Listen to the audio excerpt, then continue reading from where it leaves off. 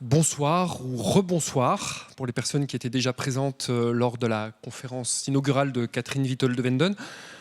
Si vous le voulez bien, nous allons sans tarder, trop tarder, passer au troisième temps fort de notre rencontre, qui consiste en la projection d'un film documentaire. Alors avec un titre un petit peu provocateur, « Les migrants ne savent pas nager », pour dire point de suspension. Et puis, on engagera une petite discussion sur la thématique de l'action humanitaire. Alors déjà, l'action humanitaire en soi, c'est déjà un monde, hein, ça suscite beaucoup de questionnements. Auprès des migrants, à l'épreuve du droit, hein, en particulier le droit de la mer, mais pas que. Et alors, pour animer la discussion, nous avons deux personnalités qui ont accepté notre invitation. Edith Jaillardon, donc, qui est juriste de formation, spécialiste des problématiques liées au droit international, droit de l'homme, qui a eu des charges d'enseignement à l'université Lyon 2, et puis qui est aussi qui siège ou qui a siégé dans des instances juridiques en lien avec la thématique du droit d'asile. Donc elle parle aussi avec une expérience très concrète de ces questions-là. C'est pas simplement une réflexion à caractère théorique, hein, c'est aussi très, très pragmatique, très concret. Et puis Jean-Yves Abécassi, donc, qui est un bénévole engagé dans l'association SOS Méditerranée, alors qui est une association d'ambition européenne, hein, dans laquelle figurent donc des militants allemands, italiens, français et puis désormais suisses, puisqu'il y a un groupe helvétique qui vient récemment d'être créé. Alors, en levée de rideau du film, Jean-Yves Abécassi va nous dire un petit propos liminaire, parce qu'il est important qu'on ait quelques éléments de contexte concernant les conditions de tournage, l'objet de ce film. Et puis ensuite, il reprendra la parole, et puis ensuite, on engagera la discussion avec vous toutes et tous. À tout à l'heure. Merci. Les images que vous allez voir ont été tournées en mars 2016 à bord du bateau affrété par SOS Méditerranée pour faire des opérations de sauvetage. Je vais vous dire en quelques mots ce qui a rendu nécessaire et possible la création de ce dispositif de sauvetage. Et puis après le film, je vous dirai ce qui s'est passé depuis mars 2016, parce qu'il s'est passé beaucoup de choses en Méditerranée. Une poignée de citoyens européens, en fait allemands et français, en fin 2014, avaient à l'esprit deux choses. La première, c'est que les naufrages de migrants en Méditerranée se multipliaient. Et depuis l'année 2000, on compte pas loin de 50 000 personnes qui auraient perdu la vie en essayant de traverser la Méditerranée pour rejoindre l'Europe. Donc c'était un phénomène qui était déjà engagé depuis le début des années 2000, dans un silence quasi général, et qui s'est accéléré dans ces dernières années. La deuxième chose qu'ils avaient à l'esprit, c'est le très mauvais signal que l'Union européenne venait de donner par rapport à les opérations de sauvetage, justement.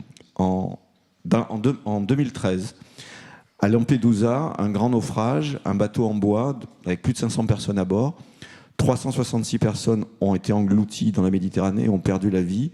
Ce naufrage a été suffisamment médiatisé pour que l'opinion publique italienne s'en émeuve et que l'État italien, ensuite de ça, organise une opération de sauvetage à grande échelle, comme seul un État peut le faire avec sa logistique, c'est-à-dire plusieurs navires, des moyens aériens, des drones, etc. Et en l'espace de 12 mois, cette opération, qui s'est appelée Mare Nostrum, a permis de sauver la vie à 150 000 personnes, ce qui donne une idée de la tragédie qui se passait déjà en Méditerranée, c'est-à-dire du risque de noyade. L'Union européenne a demandé, en 2014, à l'Italie de mettre fin à cette opération de sauvetage. Et à partir du dernier trimestre 2014, on voyait qu'il n'y avait plus aucun moyen de recherche et de sauvetage en Méditerranée, c'est-à-dire que la tragédie des naufrages allait continuer. C'est ça qui a rendu nécessaire la création d'une association de citoyens décidant d'affréter un bateau pour faire les opérations de sauvetage. Ce qui l'a rendu possible, c'est les citoyens européens, non pas l'Europe, qui n'accorde aucun financement, aucun État de l'Union européenne ne finance ces opérations. Mais les citoyens européens ont répondu très généreusement et très rapidement à l'appel à financement que nous avons lancé pour un budget qui est de 4 millions d'euros par an. Ces opérations de sauvetage, cet unique bateau de SOS Méditerranée, ces opérations coûtent 4 millions d'euros par an. Et très vite, l'opération de financement participatif que nous avons lancée a permis d'avoir une assurance raisonnable que nous pourrions convaincre un armateur de nous louer son bateau. Et c'est ce bateau donc qui a pris la mer en mars 2016, qui a été positionné au large des eaux territoriales libyennes, dans les eaux internationales.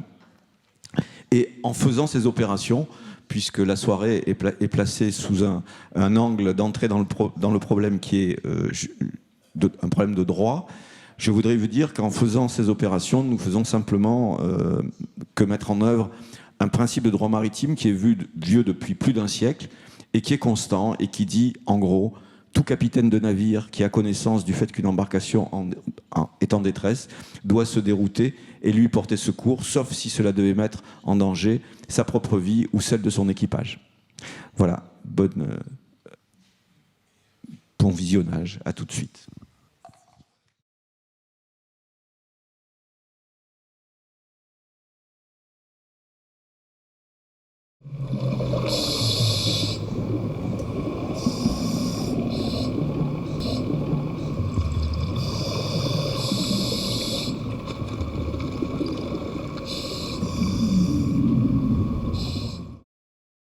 Merci. Donc ce film a été tourné en mars 2016. Je vais vous dire ce qui s'est passé depuis.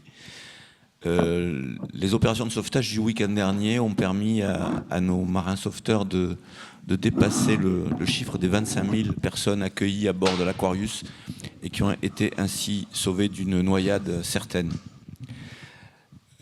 L'autre chose, c'est les personnes. Les personnes qu'on a vues souvent dans des images de liesse ou de ferveur. Les images où les gens sont prostrés sont plus difficiles à montrer. Il arrive que les gens parlent, et quand on les écoute, on ne sollicite pas absolument que les gens se confient à nous à bord de l'Aquarius, mais il arrive qu'ils parlent et qu'on puisse écouter ce qu'ils disent.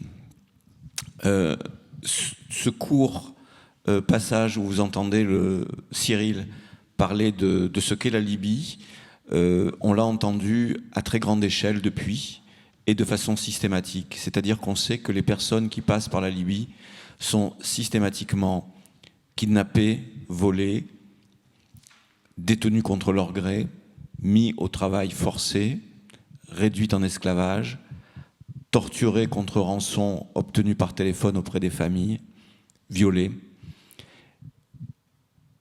C'est à grande échelle, c'est systématique, c'est confirmé par ces témoignages, c'est connu pour qui voulait bien le savoir depuis longtemps. Le rapport de la mission d'appui de l'ONU sur la Libye date de décembre 2016 et il dit ce que les personnes secourues par l'Aquarius disent. Le rapport de l'Organisation internationale pour les migrations d'avril 2017 dit la même chose. Le rapport au président du Conseil de sécurité de juin 2017 dit la même chose. Et ces rapports disent en plus qu'il y a une porosité inquiétante entre les passeurs, les gardes-côtes libyens et maintenant les milices qui, contre rémunération, font blocage au passage des personnes qui veulent atteindre les plages pour essayer ensuite d'atteindre l'Europe. Ces témoignages disent aussi autre chose, c'est le contenu de ces parcours migratoires, au-delà des chiffres. On apprend par exemple que beaucoup de personnes qui se retrouvent à bord de l'Aquarius n'ont pas souhaité venir en Europe, sont venus en Libye pour y travailler, y ont séjourné pendant des années et ont pris ces embarcations de fortune pour fuir la Libye, c'est-à-dire pour fuir le danger pour leur propre vie. Depuis mars 2016, l'Union européenne a approfondi sa politique d'externalisation des frontières en confiant à la Turquie le soin de bloquer le passage vers la Grèce. Elle a conduit les gens en exil à prendre beaucoup plus de risques pour leur vie en allant finalement dans ce qui est devenu le passage majeur pour atteindre l'Europe aujourd'hui, qui est la Méditerranée centrale, c'est-à-dire le passage par la Libye. Depuis, des autorités libyennes, on ne peut pas parler d'autorités libyennes puisqu'il n'y a pas d'État en Libye, il y a des autorités concurrentes, il y a des milices concurrentes, il y a des tribus qui se font la guerre. Des autorités libyennes ont décidé d'étendre leur zone de sauvetage, c'est-à-dire une zone de souveraineté, et elles l'ont fait à l'invitation de l'Europe. C'est-à-dire que le sommet européen de février 2017 a décidé de conclure un accord avec des autorités libyennes de manière à ce que les gardes-côtes libyens puissent être équipés, puissent être formés et puissent entrer sur le terrain du sauvetage avec un aval européen. Et dans la foulée de cette invitation européenne et de ces financements, des autorités libyennes ont décidé d'étendre leur zone de sauvetage sans qu'on puisse savoir en droit quel est le statut de cette extension, puisque le sauvetage en mer est régi par des règles très précises. Dans les eaux internationales, il appartient à un État d'en organiser la régulation. Pour ce qui est de la partie entre la Libye et l'Italie, les autorités italiennes ont un centre de coordination de secours en mer qui enregistre les appels de détresse, qui les identifie sur un radar, qui ensuite confie au bateau le plus proche la mission de sauvetage, des bateaux d'ONG, mais aussi des bateaux de marine marchande, des bateaux militaires. Et donc ces autorités-là ont cette compétence. Depuis peu, des autorités libyennes prétendent avoir la même compétence dans les eaux internationales. Ce qui, en fait, complique les opérations de sauvetage et qui conduit aussi à des interceptions massives. En août dernier, on était déjà à 13 000 personnes interceptées par les gardes-côtes libyens, c'est-à-dire sauvées de la noyade, mais reconduites dans l'enfer libyen. C'est-à-dire que les victimes sont reconduites vers leurs bourreaux, et on peut se demander, enfin on ne peut pas se demander, nous savons que c'est une infraction au droit international, puisque le droit maritime prévoit qu'on doit reconduire les rescapés dans un port sûr, c'est-à-dire dans un port où la vie des gens est garantie. Or, lorsque les gardes-côtes libyens ramènent vers des ports libyens les gens qui ont fui justement les camps de détention en Libye, ils ne les ramènent pas vers un port sûr. Ils les remettent dans l'endroit qu'ils ont fui. Et la dernière chose qui s'est passée depuis, c'est la tentative de criminalisation de l'action de sauvetage des ONG. Lancée en février 2017 par le directeur de Frontex, l'agence européenne de gestion des frontières, laissant entendre que la présence de moyens de sauvetage au large des côtes libyennes représentait de fait un appel d'air pour les exilés, cette affirmation, reprise largement par la presse italienne, reprise par le procureur de Catane, a fini entre les mains du ministère de l'Intérieur italien qui, voulant prendre une posture à destination de l'opinion publique montrant qu'il maîtrisait le flux migratoire, a décidé de compliquer la tâche des ONG en proclamant qu'elles avaient besoin d'être remises dans le cadre du droit maritime international, alors que jusqu'à maintenant, évidemment, comme je vous le disais, nous agissons dans le cadre d'une autorité de régulation qui est italienne et qui donc donne le cadre du sauvetage jusqu'au port de destination où nous devons amener les rescapés. Et en déclenchant ça, donc il a fondé l'idée qu'il faudrait un code de conduite auquel se confronteraient les ONG, devraient se conformer les ONG. Ce faisant, entre cette menace du ministère de l'Intérieur italien et les menaces potentielles que représente l'intervention croissante des gardes-côtes libyens, beaucoup d'ONG ont fini par quitter la zone de sauvetage. Et la rarification des moyens de sauvetage a effectivement un effet. Contrairement à ce que pensent les tenants de la fable de l'appel d'air, lorsqu'on supprime des moyens de sauvetage, on ne dissuade pas les gens de partir. On a au contraire simplement plus de morts. Pour vous donner une idée, puisqu'il a été question de l'opération Mare Nostrum, on a des chiffres maintenant qui permettent de comparer et de tester une hypothèse, si c'est une véritable hypothèse, que de supprimer les moyens de sauvetage fait chuter le flux migratoire. Alors on a les chiffres, oui, on a les chiffres, on peut comparer les 7 premiers mois de l'année 2014 où existait Mare Nostrum avec les mêmes 7 premiers mois de l'année suivante où n'existaient pas les moyens de sauvetage. On avait plus de 80 000 personnes qui sont arrivées en Italie à l'époque de Mare Nostrum. Sans Mare Nostrum, on devrait en avoir beaucoup moins. On en a eu plus. Donc ce qui prouve que c'est d'une grande ignorance de répandre l'idée que les gens partiraient parce qu'ils ont un espoir de moyens de sauvetage. Les gens partent comme des gens qui sont dans un immeuble en flammes et qui, fuyant les flammes, se jettent par la fenêtre sans une évaluation très précise de leurs chances de survie. Donc, cette opération de criminalisation des ONG, en reprenant contre les ONG les mêmes arguments que ceux que l'Union européenne avait tournés contre les autorités italiennes à l'époque de Mare Nostrum, ça ne fait qu'accroître le nombre de morts, ça ne dissuade pas les gens de partir. Voilà dans quel nouveau contexte on se trouve en cette fin d'année 2017.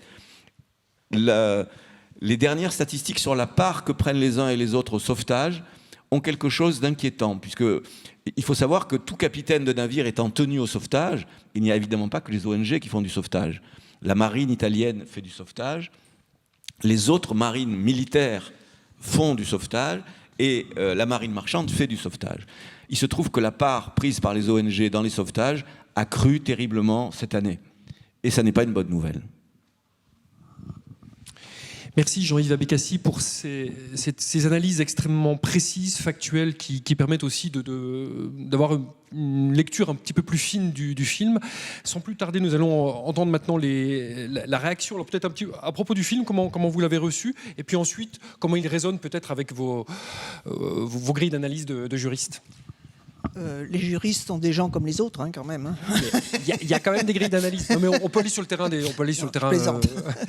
Mais c'est important de vous entendre aussi avec vos compétences. Dans un premier temps, je voudrais revenir sur ce qui a été dit à propos de la Libye.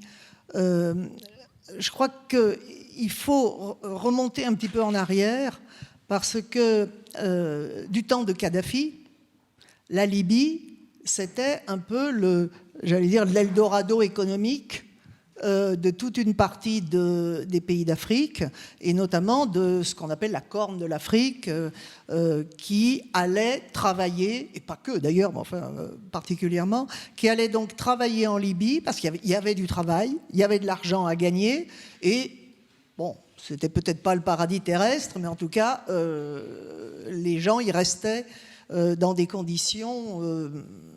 j'allais dire acceptable, le terme est peut-être un petit peu fort, mais enfin des conditions possibles, on va dire. Et puis avec l'élimination de Kadhafi, donc en 2011, hein, si je ne me trompe pas, le pays est devenu ce que vous savez, et c'est devenu l'enfer qui a été décrit et qu'on a entendu dans le film. Moi, ce que je voudrais ajouter, c'est que ça a été précisé, je suis... à la base, je suis professeur de droit, mais je suis également juge assesseur à la Cour nationale du droit d'asile. Et la Cour nationale du droit d'asile, peut-être en un mot, je vais faire un test d'abord. Est-ce que vous connaissez cette juridiction ? Non. Elle est discrète. Elle est discrète, et c'est pourtant la juridiction française qui rend le plus grand nombre de décisions, et de très loin. L'année dernière, la Cour nationale du droit d'asile, la CNDA, a rendu 42 000 décisions. C'est-à-dire qu'elle dépasse et de très loin tous les tribunaux correctionnels, de police, enfin bon, etc. Et pourtant, on vient d'en faire un petit peu la preuve, c'est une juridiction qui est très méconnue. Alors, quel est son rôle ? Elle a pour mission de se prononcer en appel des décisions de refus d'octroi d'une protection internationale, soit le statut de réfugié, soit la protection subsidiaire, refus qui émanent d'un organisme administratif qui s'appelle l'OFPRA, l'Office français de protection des réfugiés et des apatrides, qui est donc administratif, tandis que la Cour nationale du droit d'asile, comme son nom l'indique, c'est une juridiction, c'est un vrai tribunal, hein, ça a d'ailleurs l'apparence d'un tribunal. Les requérants qui ont donc été déboutés du droit d'asile devant l'OFPRA viennent avec un avocat. Il y a une procédure, enfin c'est un vrai tribunal, hein, si je puis parler ainsi. Et la formation de jugement est composée, et ça c'est très original, c'est un modèle unique, est composée d'une part d'un président qui est un magistrat en fonction, un magistrat judiciaire ou administratif, un représentant du Haut Commissariat aux réfugiés, c'est-à-dire d'une organisation internationale. C'est tout à fait paradoxal, hein, qu'un tribunal français ait un représentant d'une organisation internationale parmi ses juges. Et puis le troisième membre de la formation de jugement, c'est un représentant du Conseil d'État, c'est-à-dire donc de la plus haute juridiction administrative en France. Et personnellement, c'est au titre du Conseil d'État donc, que je siège dans cette juridiction. Et donc, très très schématiquement, évidemment, nous avons pour tâche, après avoir examiné les dossiers écrits que les requérants et leurs avocats, petite parenthèse, quasiment tous les requérants ont un avocat au titre de l'aide juridictionnelle. Hein, c'est-à-dire que les règles, notamment de droit européen en matière de fonctionnement de ce qu'on appelle le droit au procès équitable, sont établies également dans cette juridiction.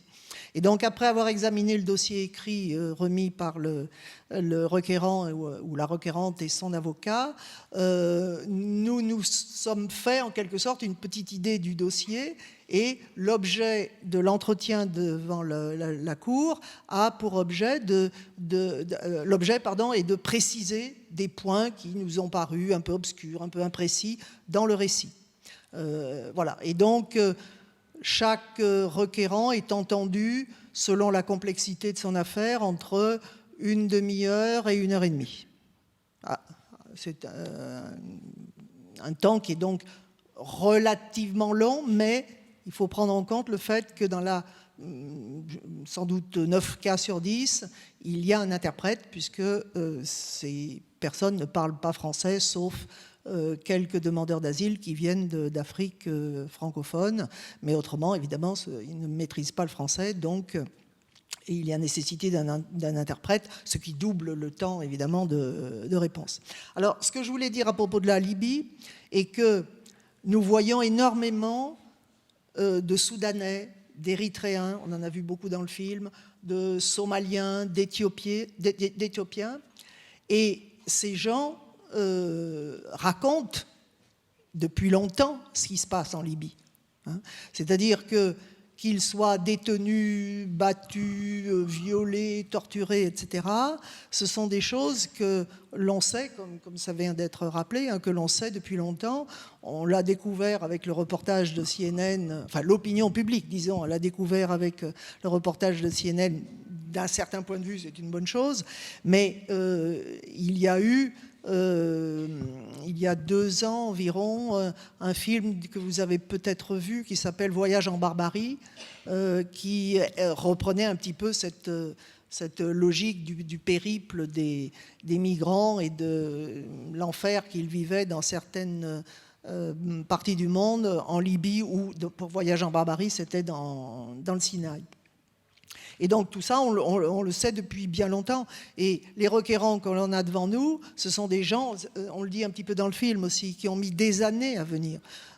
Parmi ceux que j'ai pu voir, il y a quelques figures qui surnagent en quelque sorte. Et j'ai notamment le souvenir d'une petite dame, toute petite, toute étroite, qui arrivait d'Érythrée, et qui avait une quarantaine d'années, à peu près 35-40 ans, quelque chose comme ça, et qui nous a raconté son périple. Pour venir d'Érythrée en France, elle avait mis 8 ans.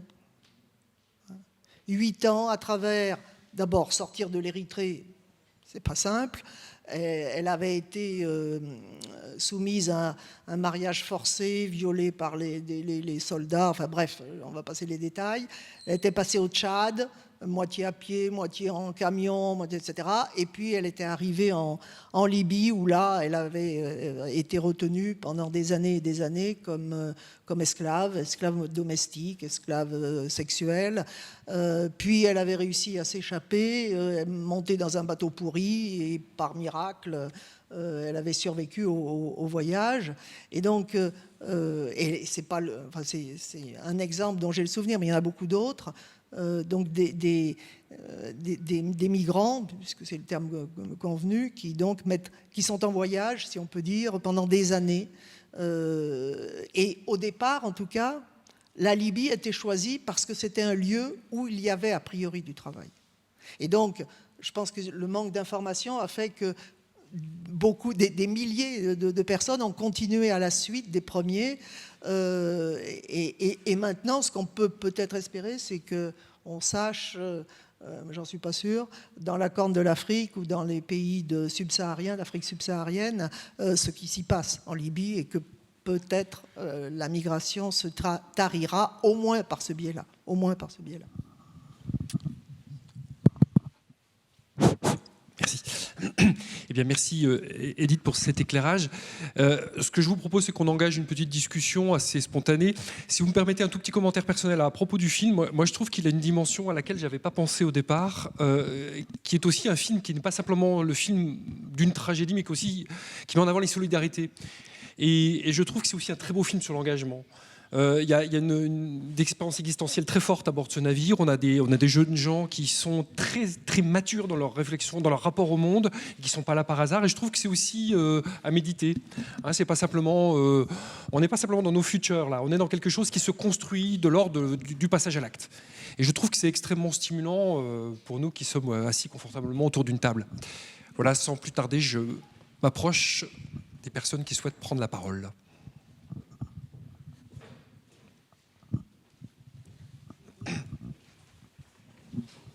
Merci.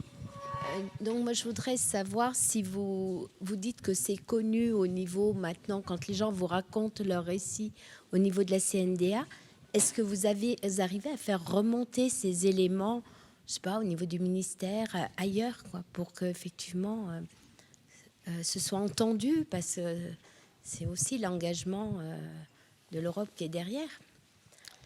Mais... Oui, alors, bon, il n'appartient pas aux tribunaux comment est-ce que je vais dire, de saisir les gouvernants sur les points sur lesquels ils sont amenés à trancher. Normalement, c'est l'inverse, c'est-à-dire que les gouvernants doivent être équipés, si je puis dire, pour avoir connaissance de ce qui se passe. Mais il faut voir aussi qu'il y a un cadre beaucoup plus large, qui est le cadre européen. Et comment est-ce qu'on peut résumer ça? Il est certain, ça a été un petit peu dit tout à l'heure, qu'il y a une volonté de mettre une barrière au moins virtuelle face aux migrants qui arrivent notamment du sud de la Méditerranée, et ce sont toutes ces opérations de ce qu'on appelle l'externalisation de l'asile, dont vous avez, je pense, entendu parler, c'est-à-dire à la fois l'argent qui est donné à un certain nombre de pays du nord de l'Afrique ou de l'est de l'Europe pour empêcher les migrants de passer, ça c'est une chose. Et puis d'autre part, la deuxième modalité de l'externalisation, c'est la création de ce qu'on a pris l'habitude d'appeler les hotspots, c'est-à-dire donc ces installations qui sont situées. Alors, il y en a au Tchad, il y en a au Niger. On veut en installer en Libye, mais on est quand même un peu... vu ce qui s'y passe, c'est quand même un petit peu difficile. Et puis, il y en a eu de mis en place au moment de la crise la plus aiguë, si je puis parler ainsi, en 2015, dans certaines îles grecques, avant qu'il y ait cet accord avec la Turquie, enfin entre l'Union européenne et la Turquie, pour là mettre une barrière physique, pour empêcher les gens de passer. À ce sujet, on peut juste d'ailleurs donner un chiffre qui est tout bonnement effrayant. À l'heure actuelle, des géographes ont observé qu'il y a 65 murs, mais murs au sens physique du terme, des murs construits pour empêcher les gens de passer, et que ces 65 murs que l'on trouve sur tous les continents représentent un total de 40 000 kilomètres. C'est-à-dire qu'on peut faire le tour de la Terre avec les murs qui sont élevés ici et là pour empêcher les gens de passer. Alors par rapport à la Méditerranée, enfin par rapport au sud de la Méditerranée, là il n'y a pas besoin de murs, mais il faut essayer d'empêcher les gens de passer. hein, et de passer par la mer. D'où ce qui a été évoqué tout à l'heure. Alors on peut peut-être rajouter juste une petite chose aussi pour ce qui est des routes migratoires. On assiste à un léger changement, semble-t-il, d'après les derniers chiffres que j'ai vus en tout cas. C'est-à-dire qu'il y a moins de passages depuis la Libye. Semble-t-il, tout ça est à prendre avec beaucoup de précautions parce que, on a évidemment peu de moyens d'établir des statistiques. Si ? Bon. Oui, non, bon, il y a des statistiques, mais est-ce qu'elles sont très fiables à 100%? Je peux vous dire précisément, on a les statistiques de l'Organisation internationale pour les migrations qui sont mises à jour régulièrement, qui sont publiées sur leur site et qui indiquent que, effectivement, si on compare le flux migratoire de cette année, celui de la Méditerranée centrale, celui de la Méditerranée occidentale et celui de la Méditerranée orientale, on constate effectivement une légère baisse du flux de la Méditerranée centrale, c'est-à-dire, mais on est toujours dans une échelle de plus de 100 000. Et par ailleurs, on voit une petite augmentation du flux de l'Espagne, du Maroc vers l'Espagne, qui passe de 3 000 à 10 000.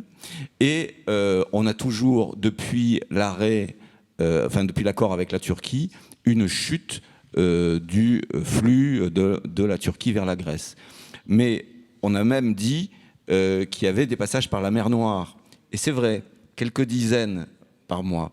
Et il y a eu quand même une médiatisation très forte à la suite du ministère de l'Intérieur italien pour dire, ça y est, le flux de la Méditerranée centrale s'est tari, la politique migratoire menée par le ministère de l'Intérieur italien a réussi. C'est-à-dire de dissuader.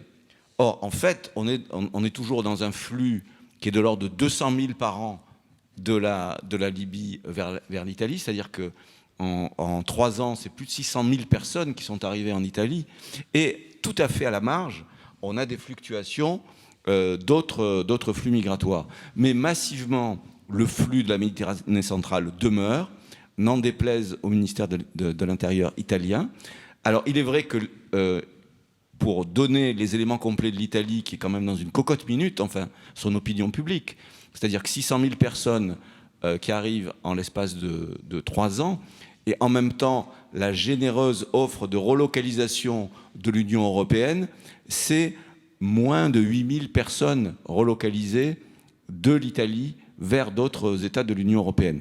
Donc, effectivement, on comprend que l'Italie est mise dans une cocotte minute, que le ministère de l'Intérieur italien veut prendre une posture pour dire « nous allons stopper ce flux migratoire », et en même temps, il faut constater que c'est tout à fait à la marge, qu'il y a des déplacements, et donc il ne faut pas se laisser illusionner par ces ces modifications du flux tout à fait à la marge. Oui, moi, ma question, c'est par rapport au fonctionnement de l'OFPRA et de la CNDA, parce que je crois que les chiffres sont un peu étonnants par rapport au nombre d'accords. Je crois que c'est 30 000 sur 80 000 demandes. C'est très peu. Qu'on parle de temps en temps, alors je ne sais pas si c'est des dire simplement que l'OFPRA, c'est des gens qui ne sont pas très formés, qui a des influences politiques. Et j'aimerais savoir quel est votre sentiment par rapport à cela, en sachant par exemple qu'on trouve des fois 2 personnes d'une même famille qui ont a priori vécu des choses identiques, qui obtiennent l'une le statut de réfugié et pas l'autre. Alors, bon, moi je peux parler de ce que je vois, bien évidemment. Simplement, je connais un petit peu l'OFPRA.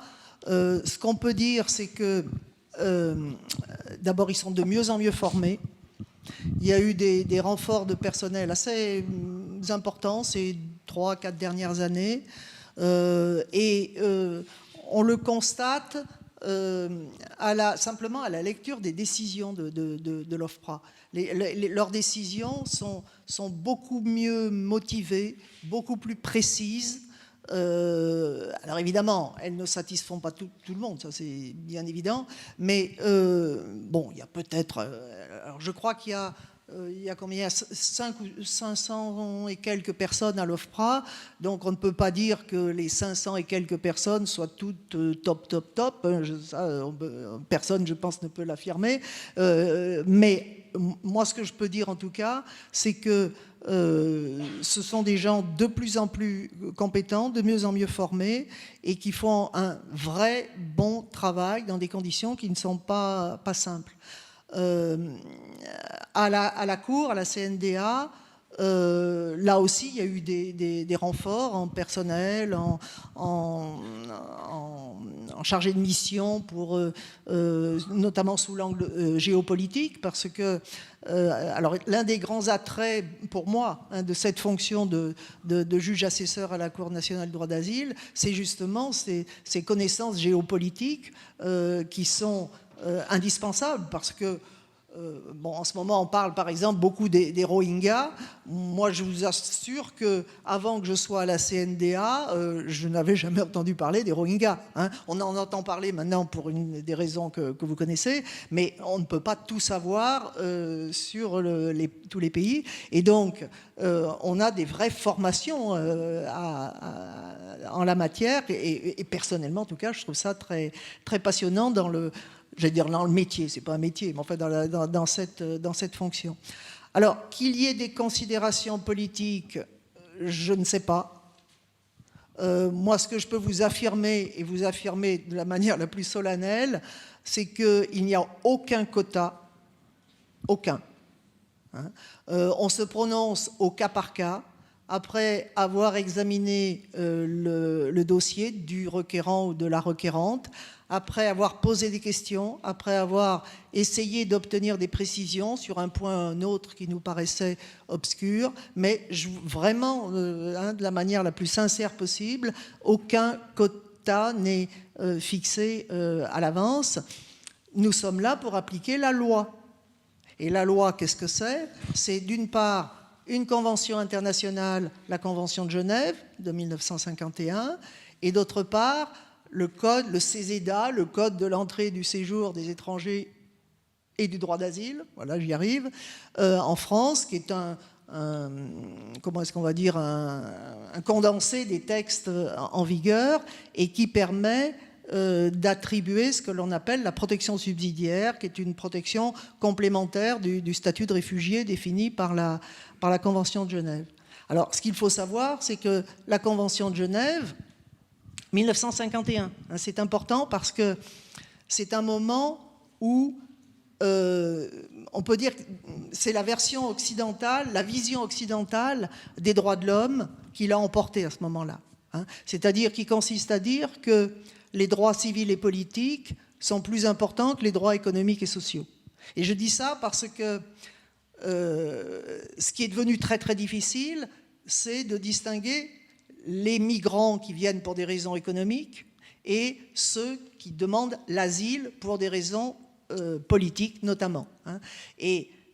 Mais cette convention de Genève, elle est datée et encore une fois, dans l'histoire du monde, c'est un moment qui est très, très précis et qui explique son contenu.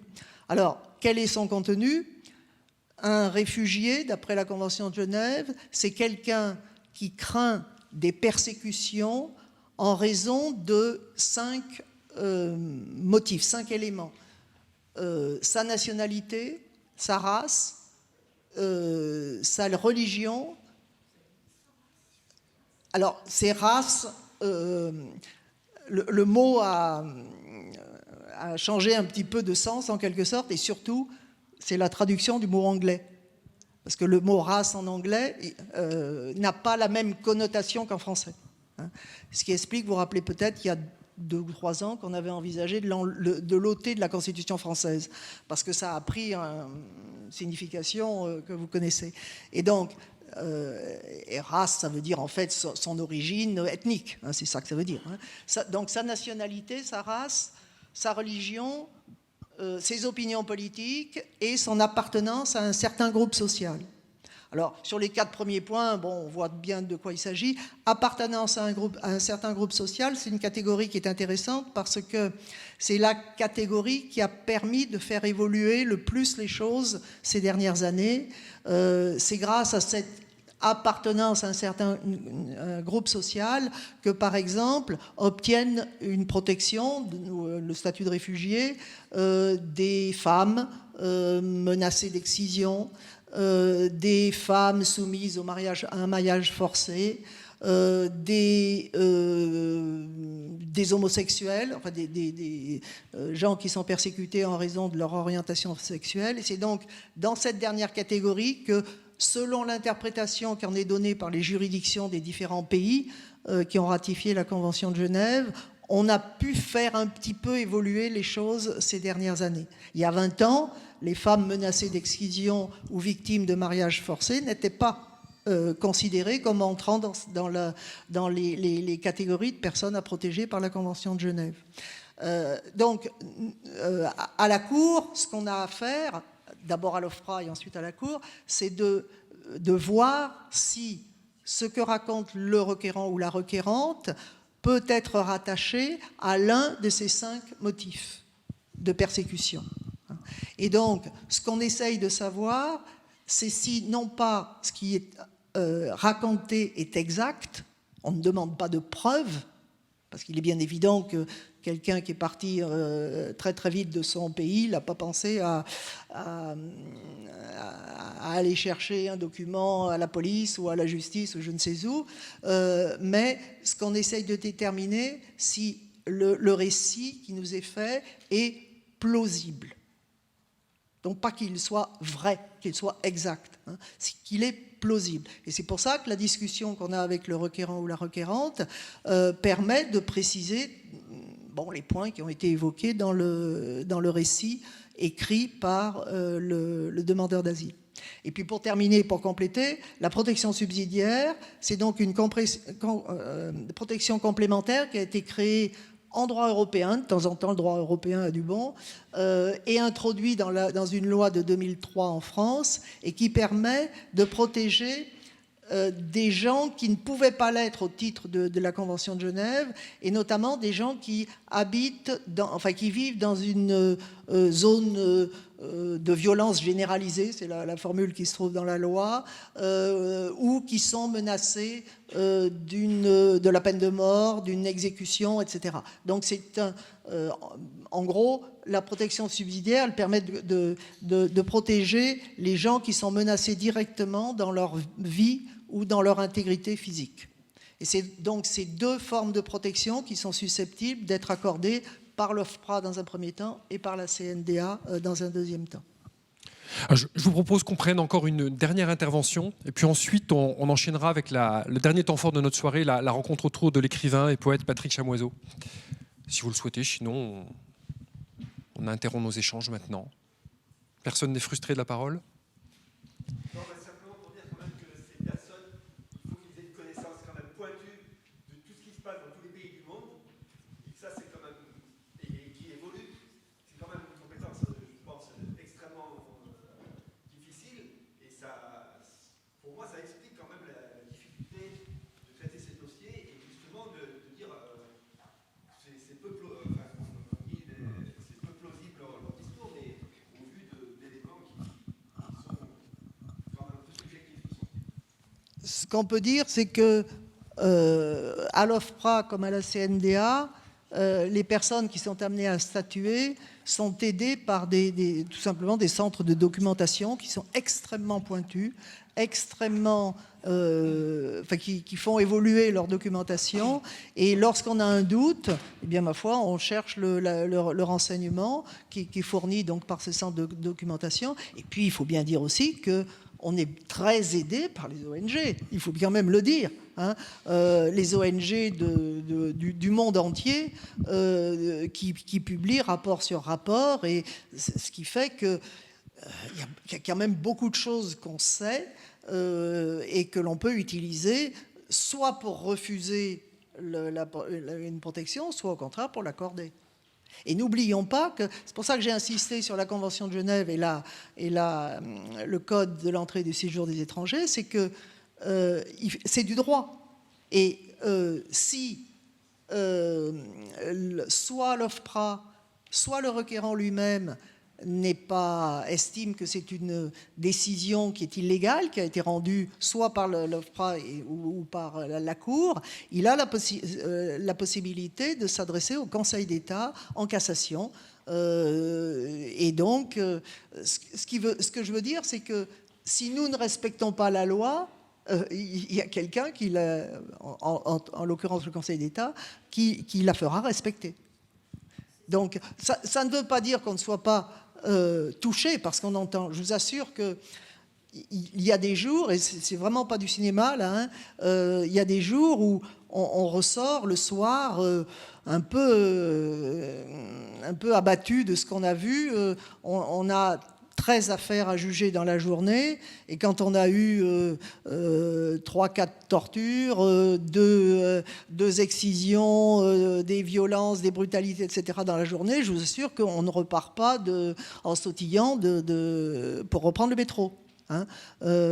C'est souvent difficile, mais bon, d'abord on l'a accepté, et puis c'est une juridiction. Donc il ne s'agit pas de se laisser attendrir, je dirais, c'est pas du tout l'objet.